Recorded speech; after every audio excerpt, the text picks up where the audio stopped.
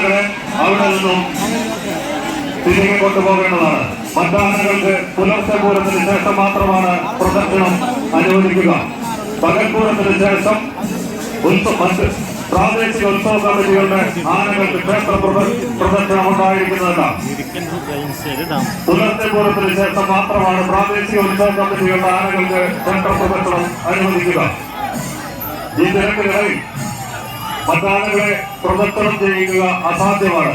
അതുകൊണ്ടാണ് ക്ഷേത്രവക ആന മാത്രം പകൽപൂരത്തിന് ശേഷം ക്ഷേത്രം പ്രദർശനം ചെയ്യുന്നത്.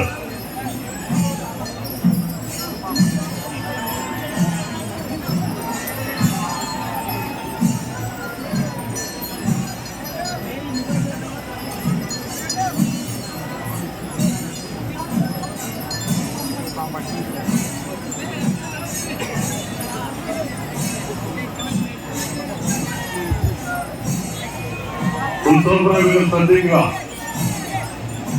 ആനയ്ക്കും മേളക്കാർക്കും ക്ഷേത്രം പ്രദർശനം ചെയ്യുന്നതിനുള്ള വഴി ഒരുക്കി കൊടുക്കുക.